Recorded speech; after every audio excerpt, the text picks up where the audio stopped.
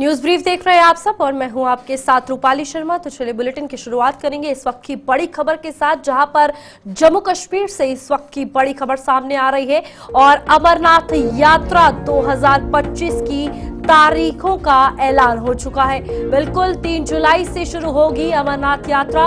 9 अगस्त तक श्रद्धालु कर सकेंगे बाबा बर्फानी के दर्शन। तो अब पवित्र गुफा की यात्रा जो है वो जल्द शुरू होने जा रही है, जहां पर तारीखों का ऐलान जो है वो कर दिया गया है। और विश्व प्रसिद्ध बाबा बर्फानी की यात्रा 3 जुलाई से शुरू होगी और 9 अगस्त तक ये यात्रा चलने वाली है।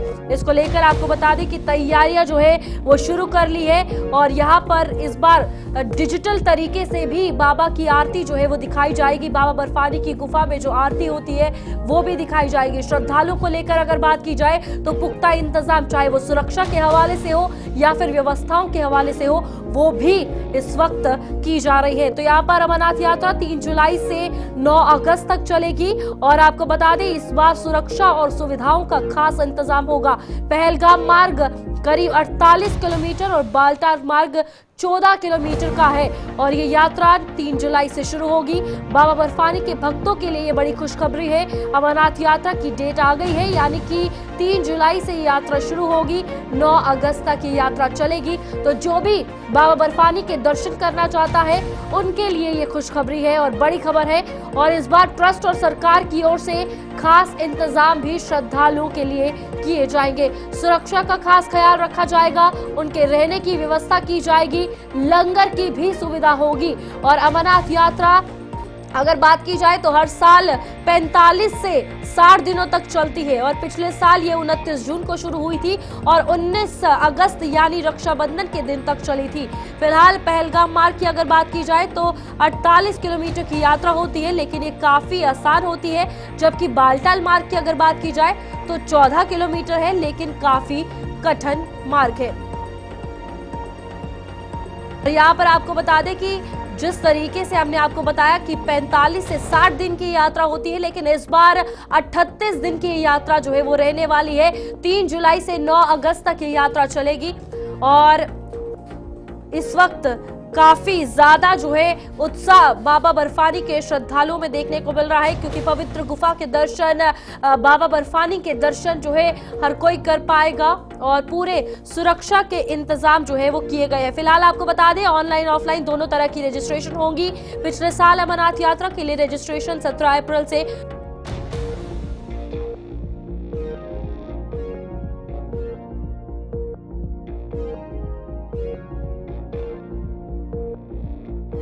जो अमरनाथ यात्रा में श्राइन बोर्ड के द्वारा तैयारियां पहले की जाएंगी, उसके बाद रजिस्ट्रेशन जो है वो शुरू हो जाएंगी और दोनों तरीके से यानी ऑनलाइन और ऑफलाइन दोनों तरह की रजिस्ट्रेशन होंगी। और यहाँ पर shrine board, Amarnath shrine board के चेयरमैन और जम्मू कश्मीर के एलजी यानी कि लेफ्टिनेंट गवर्नर मनोज सिन्हा की अगर बात की जाए तो उन्होंने कई बड़े अधिकारी जो है इस यात्रा की तैयारियों में शामिल किए हैं, जो इनका जायजा लेंगे, जो पैनी नजर इस यात्रा पे बनाए रखेंगे, चाहे वो सुरक्षा के हवाले से हो या फिर व्यवस्थाओं के हवाले से हो। तो जम्मू कश्मीर ही नहीं, देश भर ही नहीं, पूरे विश्व की ये प्रसिद्ध बाबा बर्फानी की यात्रा का जो आगाज है वो जल्द होगा। अगर बात की जाए 3 जुलाई से यात्रा शुरू होगी। तारीखों का ऐलान कर दिया गया है और इसमें आपको बता दें कि बैठकें जो है वो की जा रही है, तैयारियों का जायजा जो है वो लिया जा रहा है, ताकि किस तरीके से श्रद्धालुओं को और सहूलियत जो है वो दी जा सके। तो इस बार तैयारियां अलग रहने वाली है। 3 जुलाई से ये अमरनाथ की यात्रा शुरू होगी। वहीं जम्मू कश्मीर विधानसभा के बजट सत्र का तीसरा दिन आज बेहद हंगामेदार रहा है। सदन में ऑटोनॉमी की आवाज उठाए जाने का भाजपा ने कड़ा विरोध किया है और इस दौरान सत्ता पक्ष और विपक्ष में खूब बहसबाजी हुई है। इसी बीच शोर शराबे के बीच भाजपा के विधायक नारेबाजी करते हुए सदन से वॉकआउट कर गए।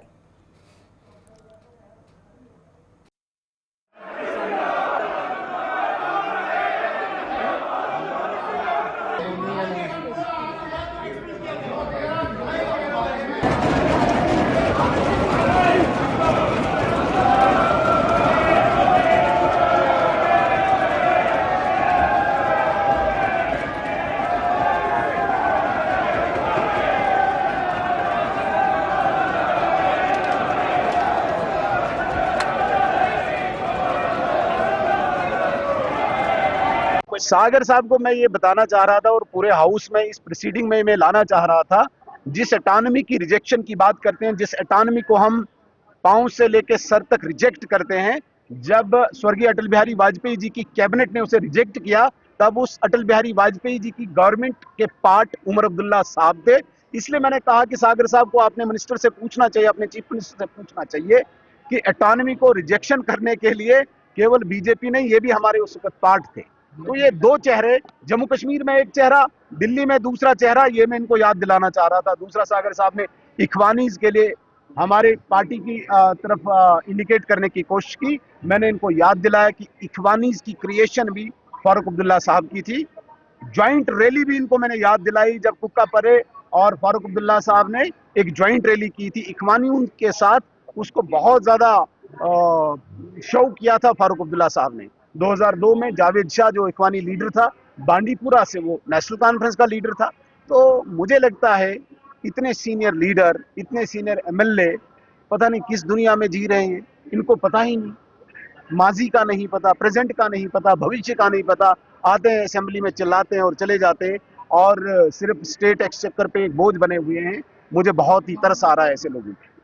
सर, उन्होंने ये भी कहा कि बहुत सारे सैक्रिफाइसेस जो है वो नेशनल कॉन्फ्रेंस की ओर से किए गए। अरे जो सेक्रीफाइस हुई है उसे तो हम भी मानते हैं, जो सेक्रीफाइस हुई होगी, जो यहाँ पे किलिंग हुई है, लेकिन उस किलिंग का काज क्या था? किलिंग का काज वही पाकिस्तान था, जिस पाकिस्तान की एडवोकेसी आज यहाँ पे नेशनल कॉन्फ्रेंस करते हैं, जिस पाकिस्तान की एडवोकेसी आज नेशनल कॉन्फ्रेंस के एमएलए कर रहे हैं। काज तो वही था ना। लेकिन भारतीय जनता पार्टी ने क्लियर कर दिया है, नरेंद्र मोदी जी ने पहले ही स्पष्ट कर दिया है, टेरर और टॉक्स दोनों। वहीं पीडीपी विधायक वहीद पर्रा ने आज एक बार फिर 13 जुलाई को सरकारी अवकाश की मांग सदन में उठाई, जिसका विपक्ष ने कड़ा विरोध किया है। पर्रा ने अपनी मांग को सही ठहराते हुए विपक्ष द्वारा इस मांग को लेकर किए जा रहे विरोध की कड़ी निंदा की है। उन्होंने बताया कि 5 अगस्त 2019 को 70 सालों से चली आ रही प्रथा को खत्म किया गया था, जिसे सही नहीं ठहराया जा सकता। पर्रा ने स्वर्गीय शेख मोहम्मद अब्दुल्ला के जन्म दिवस पर भी सरकारी अवकाश को दोबारा शुरू किए जाने की मांग की है। एक अरसे के बाद जम्मू कश्मीर में पॉपुलर गवर्नमेंट बनी है और ह्यूज टर्नआउट से लोगों ने वोट डाला है, चुन के सरकार जिसको एक बड़ी बहुमत है। और इस सिलसिले में जब बजट की बातें हो, जब एक एलजी साहब का जो एड्रेस होता है, उसका जो विजन पे मोशन आज था, जब उस पर डिस्कशन हुआ, तो हमने ये कहा कि फैक्ट्स को राइट करने की जरूरत है। कई लोगों ने ये बोला कि हमारे लोग, हमारे वर्कर या हमारे घर वाले शहीद हुए हैं जमहूरियत, इस मुल्क की जमहूरियत को बचाते बचाते। तो हमने कहा टू फैक्ट्स राइट, चाहे शेर कश्मीर शेख मोहम्मद अब्दुल्ला की कुर्बानी की बात हो, या उनके जो कंट्रीब्यूशन जम्मू कश्मीर स्टेट में हो, या उसके साथ साथ 13 जुलाई की जो बात हम करते हैं, जो मुसलमान मार्टियर्स थे 13 जुलाई को जो शहीद हुए, और उनका जो स्टेट रिस्पेक्ट होता था, उसके लिए एक शख्सी राज के खिलाफ जिन्होंने कुर्बानी दी ताकि जम्मू कश्मीर में जमहूरियत आए। और ये जो आज आप देख रहे हैं, वो कुर्बानी इस मुल्क के लिए थी, जमहूरियत के लिए थी, शख्सी राज के खिलाफ थी, किसी फर्द के खिलाफ नहीं। सिर्फ ये गर्ज था उसका कि ताकि जम्मू कश्मीर की आवाम, जम्मू का हो, कश्मीर का हो, हिंदू हो, मुसलमान हो, बुद्धिस्ट हो, सिख हो, हर शख्स को जमहूरियत मिलनी चाहिए और आइन के हुकूक मिलनी चाहिए। तो ये कोई कम्युनल डे नहीं है, this is a day which represents the awakening of political journey and political freedom of people of Jammu and Kashmir. और इस दिन को 70 साल से एक रिवायत थी, यहाँ परंपरा थी, जिसको मिटाया गया 5 अगस्त 2019 को जब हमसे आइन छीना गया। उसके साथ साथ शेख मोहम्मद अब्दुल्ला साहब का भी दिन खत्म किया गया, और उसके साथ साथ 13 जुलाई का जो दिन है उसको इरेज किया गया हॉलीडे लिस्ट में। तो हमारी डिमांड थी कि हमने हाउस में कहा, collectively let us rise about the political differences, even though national conference के भी लोग उसमें थे। हमने सबसे अपील की कि इन दोनों दिनों पर रेजोल्यूशन आना चाहिए। Collectively BJP, Congress, national conference और हमारे इंडिपेंडेंट लोग और पीडीपी के लोग, जितने लोग मिलकर इन दोनों दिनों की अहमियत को समझे और इसको स्टेट हॉलीडे लिस्ट में डालें। क्योंकि बीजेपी इसको देखती है through the prism of religion, through the prism of Muslim, through the prism of Kashmir. So unfortunately, this is not a day against Jammu. This is not a day against anyone. This is a day to celebrate the democracy and democratic awakening of the people of Jammu and Kashmir, and it should be respected in that spirit only, the way it was respected in last 70 years. इस बीच नेता प्रतिपक्ष सुनील शर्मा ने 13 जुलाई का मामला सदन में उठाए जाने का कड़ा विरोध किया है। उन्होंने बताया कि कश्मीरी पंडित हिंदुओं को नरसंहार करने वाले किसी भी सूरत में शहीद नहीं कहलाए जा सकते हैं। सुनील शर्मा ने बताया कि 13 जुलाई को लेकर सदन में प्रस्ताव किसी भी सूरत में बर्दाश्त नहीं किया जाएगा।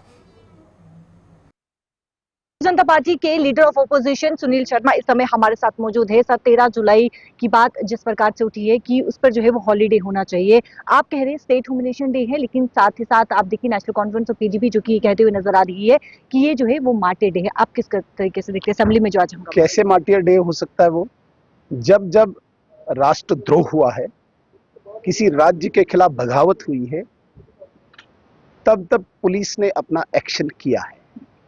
1931 में एक ऐसा ग्रुप, दंगाइयों का ग्रुप, जिन्होंने हुड़दंग मचाई, कश्मीरी पंडित हिंदुओं का नरसंहार किया, उनकी दुकानें जलाई, उनके घर जलाए, महाराजा के खिलाफ बगावत की, जिस महाराजा को हम भगवान के बाद दूसरा दर्जा यहाँ देखते हैं, उनकी न्याय व्यवस्था, उनकी कानून व्यवस्था, उनकी आर्थिक व्यवस्था इस जम्मू कश्मीर के लिए आज भी सराहनीय है। उस महाराजा के विरुद्ध बगावत करने वाले और पर्टिकुलर हिंदू कम्युनिटी की दुकानें और घर जलाने वाले कभी शहीद नहीं हो सकते हैं। वो गद्दार हो सकते हैं, ट्रेटर्स हो सकते हैं, शहीद भगत सिंह हो सकते हैं, राजगुरु हो सकते हैं, सुखदेव हो सकते हैं, मकबूल शेरवानी हो सकते हैं, ब्रिगेडियर राजेंद्र सिंह हो सकते हैं, मेजर सोमनाथ हो सकते हैं, वो नहीं हो सकते। नेशनल कॉन्फ्रेंस आज तक 2019 तक कांग्रेस की उस मानसिक पीड़ा का लाभ उठाती गई और इनको शहीद की संज्ञा देती गई। 2019 में जब यहाँ पे एब्रोगेशन 370 हुआ, उसके बाद इस छुट्टी को खत्म किया गया। अब ये दोबारा कभी नहीं आएगी। स्लोगन भी जो है वो नेशनल कॉन्फ्रेंस ऑफ पीडीपी के द्वारा जो है वो लगाए गए, उसे किस तरीके से आप देखते हैं? कौन से स्लोगन?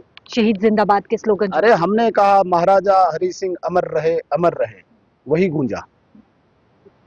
जो रिजोल्यूशन की बात करें तो अगर आता है तो किस तरीके से देखते हैं, क्या वो पास होगा? कैसे पास होगा?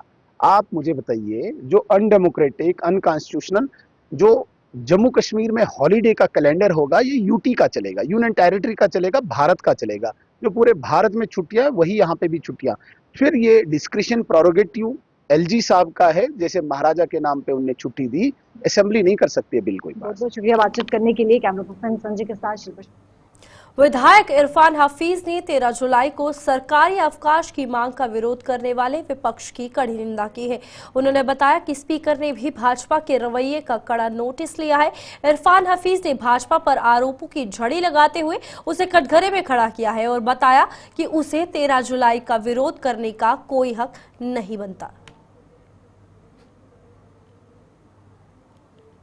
इरफान इस समय हमारे साथ मौजूद है। सर, 13 जुलाई को लेकर जो है वो छुट्टी की यहाँ पर जो है असेंबली में बात उठी है, किस तरीके से आप देखते हैं? बहुत बड़ा हंगामा भी देखने को मिला, भारतीय जनता पार्टी के एमएलए के द्वारा वॉकआउट भी। देखिए किन से मैं समझता हूँ इनके मानसिकता को देख के भाजपा की रिएक्ट नहीं करना चाहिए। इनकी सोच घटिया सोच है इनकी। दे स्टूप टू लो। मान लीजिए आपके विचार के इख्तिलाफ हो सकते हैं, लेकिन जिस तरीके से कोई इस दुनिया में नहीं है, उनके खिलाफ इस तरीके से डिरोगेटरी अल्फाज इस्तेमाल करना, मैं समझता हूं कि मेरे पास अल्फाज नहीं है कि मैं किस तरीके से इसे कंडम करूं। और हाउस ने उन वर्ड्स को एक्सपंज किया। हम निंदा करते और इस सोच पे की भी निंदा करते कि जो इतनी घटिया सोच हो।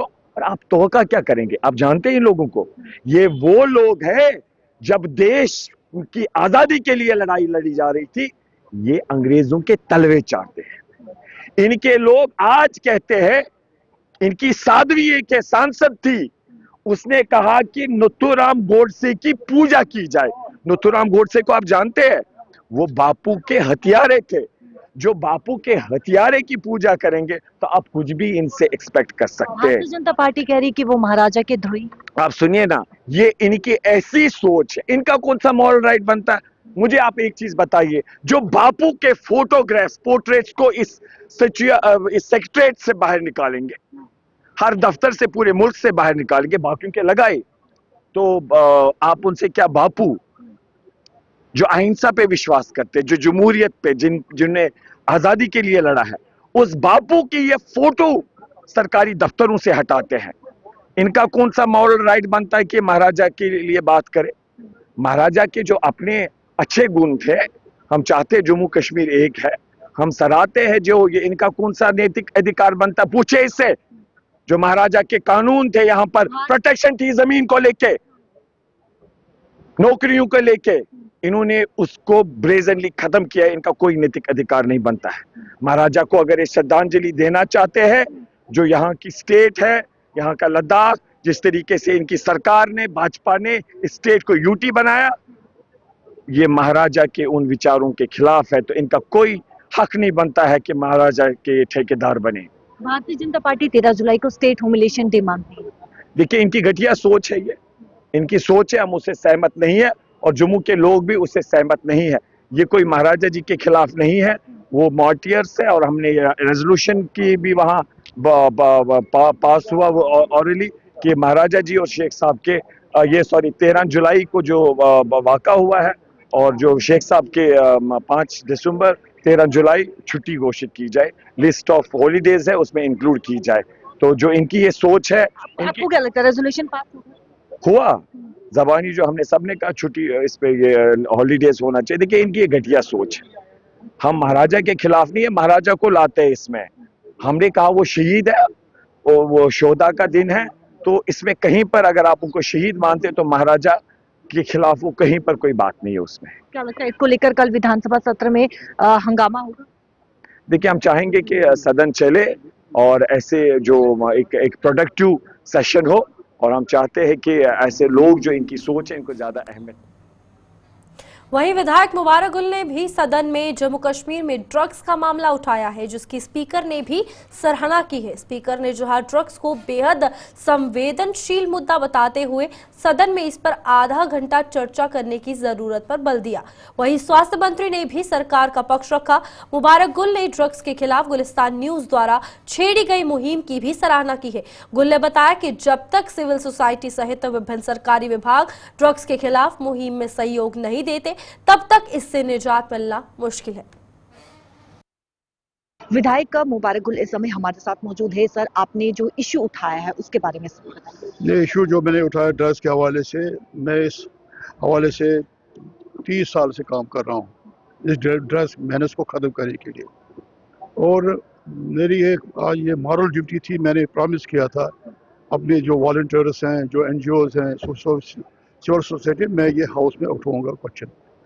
ये क्वेश्चन जो उठाया मैंने, तो इसमें जब इन्होंने कहा कि डिक्लाइन हो गया है, ये मैं इसमें ये कह रहा हूँ कि जो इक़दाम किए हैं, जो पुलिस डिपार्टमेंट ने जो इक़दाम किए, बहुत सारे को प्रॉपर्टी सीज़ की गई, बहुत सारों को ये बैंक खाते बंद किए गए, बड़ी एक्शनें की गई, बहुत रेड लगाए गए।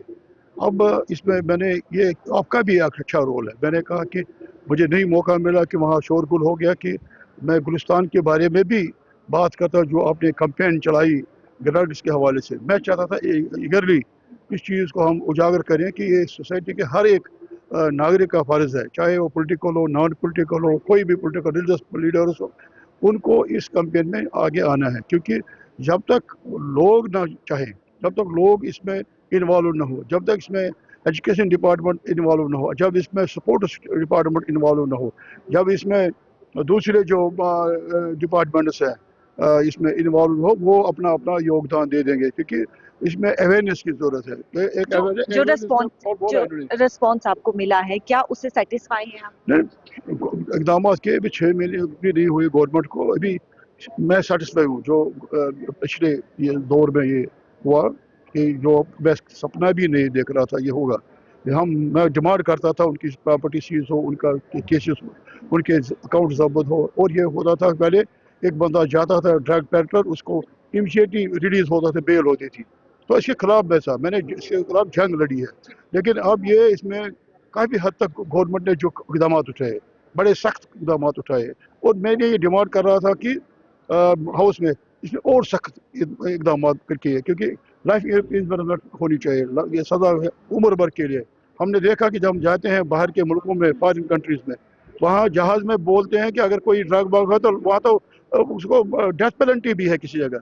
जब तक आप सजा नहीं रखेंगे, किसी पहले देंगे नहीं लोगों को। अभी आप जो गवर्नमेंट ने एक्शन किया, मैंने ये भी कहना था, वहाँ पे मौका नहीं मिला कि जिन्होंने अच्छा काम किया, जिनको पुलिस अफसरों ने अच्छा काम किया, उनको अप्रिसिएशन मिलना चाहिए, उनको अवार्ड मिलना चाहिए। जैसे आपकी चैनल ने भी अच्छा किया, आपके गौर साहब ने जिस बारे में एक अच्छा प्रोग्राम गुलिस्तान ने किया, वो भी अच्छा प्रोग्राम था। इसलिए मीडिया को भी चाहिए इसमें अपना रोल करे, इलेक्ट्रॉनिक मीडिया, प्रिंट मीडिया, लोग, स्कूल, टीचर, पेरेंट्स को भी इसमें काम करना है। पेरेंट्स जब तक नहीं करेंगे, अपने बच्चे का ख्याल नहीं रखेंगे कि भाई ये बच्चा कहाँ गया, गायब क्यों है, चक्कर क्यों आ रहे हैं, स्कूल गया नहीं गया, ये चीज़ें भी हैं रखनी होती हैं। इसमें यही है जो हमने आपसे ये कहा। इसीलिए मैंने ये एक सोशल, ये मैंने क्वेश्चन के हवाले से नहीं, जो मेरे ऊपर जिम्मेदारी थी, इसीलिए मैंने क्वेश्चन उठाया। बहुत बहुत शुक्रिया बातचीत करने के लिए। Camera person.